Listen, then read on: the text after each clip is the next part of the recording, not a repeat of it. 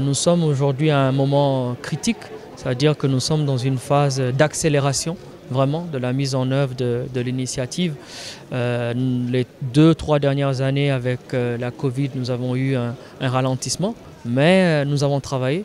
Nous avons travaillé pendant ces 2-3 dernières années à mettre en œuvre le plus grand programme de renforcement de capacité sur la finance climat au monde. 23 pays africains étaient avec nous à Rabat il y a quelques mois pour lancer ce programme qui est un programme de renforcement de capacité institutionnelle, de capacité scientifique, de capacité de mobilisation de ressources.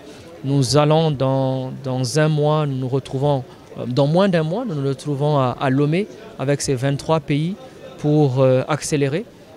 Pour regarder dans leur portefeuille de projets quels sont les projets qui pourraient rapidement être mieux structurés et aller à la mobilisation des ressources. Le ministre Sadiki, notre président, a annoncé que l'initiative travaillerait à mettre en place une plateforme technologique pour pouvoir mettre en lien les porteurs de projets et les bailleurs de fonds.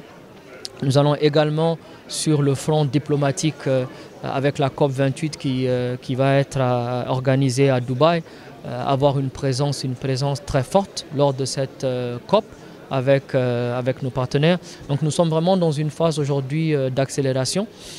L'initiative couvre plus de 35 pays. Dans la salle, aujourd'hui, nous avons plus d'une vingtaine de délégations africaines. Le fait de tenir l'initiative, 3e conférence ministérielle, mais la première en marge du Siam, notre président, le ministre, a voulu que les délégations touchent le concret. On parle d'agriculture, on parle de sécurité alimentaire.